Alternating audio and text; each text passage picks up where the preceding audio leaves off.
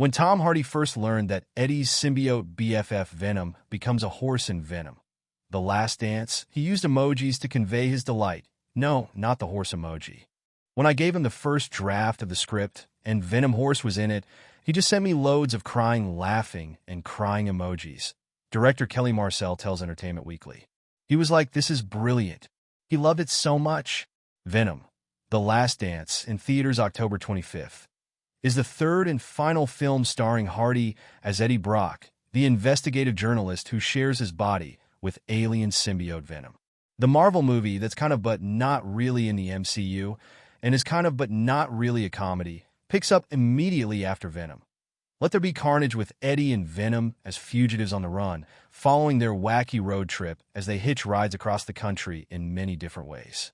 Venom Horse is just one of the vehicles they take over, but it quickly became everyone's favorite. It's not just the idea of Venom becoming a horse that delighted Hardy so much. This is the first time Venom inhabits an animal in the film trilogy, after all. But it's also how Venom Horse acts as a character in its own right. If you slow Venom Horse down, you'll see that he's got this crazy wild look on his face, Marcel says. He's utterly mad. A flash of the new creature debuted in the film's first trailer and instantly took the internet by storm. It had an equal effect on Hardy and the rest of the cast and crew when they read about it in the script.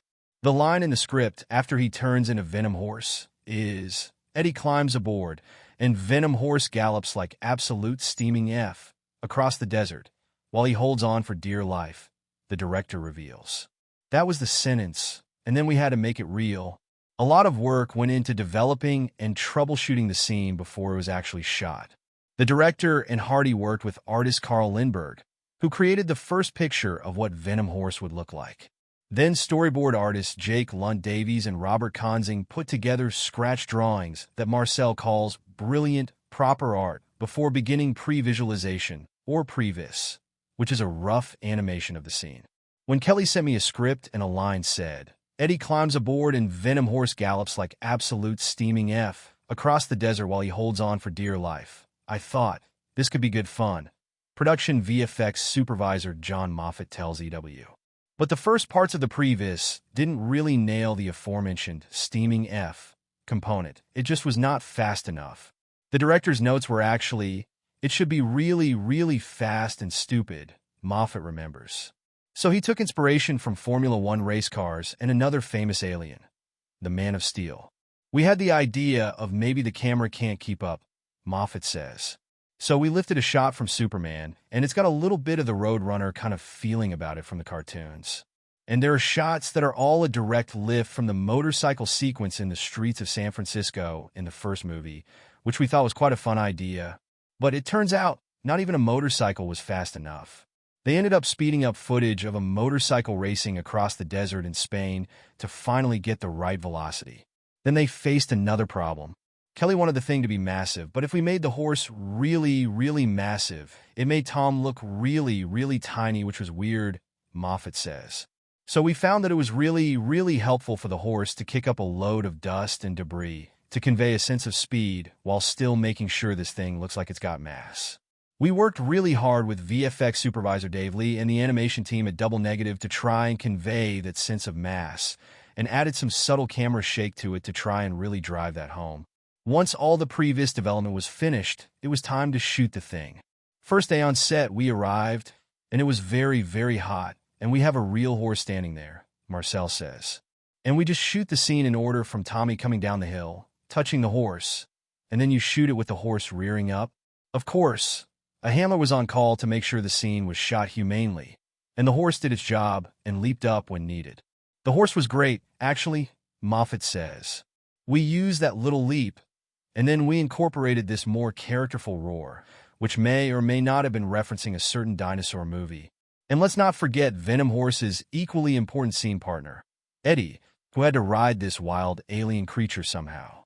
The director laughs at how they flung Hardy around a lot in this movie, especially for this moment, since Venom isn't particularly careful with his human host. "Poor guy," Marcel says. "Tommy has to act next to nothing, stand there touching something that isn't actually there, and react to a thing that isn't actually happening. Then we put Tommy on wires and we fly him up onto the back of like a bucking bronco thing from a cowboy bar.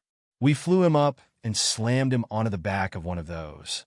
The director adds that Hardy loves to do a lot of the stunt work himself, even if that means getting thrown around in multiple locations. As soon as that horse takes off, it becomes a CGI horse, Marcel says. We then go to a stage with a blue screen, and we put Tommy on more wires on the back of a fake horse and then blow tons and tons and tons of wind at him and make him fly. He's flying Superman style, holding on to what are supposed to be tendrils. Once all the VFX was added on top of the practical shots, the filmmaking team wanted to make sure that Venom Horse got the moment it deserved in the movie. Rather than it being this Zack Snyder thing where we see it flying past the camera, Kelly really liked the idea of transitioning into a slow-motion moment, Moffat says. Then we could really showcase the cool creature and see Tom hanging on the back for dear life.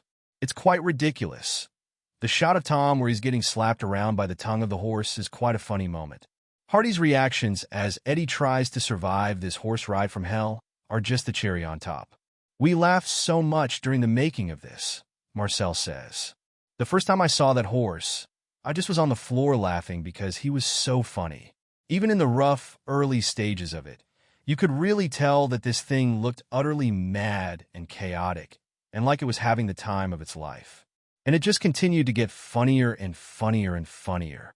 But there are still some surprises about this scene that the director doesn't want to spoil before audiences see it in the movie.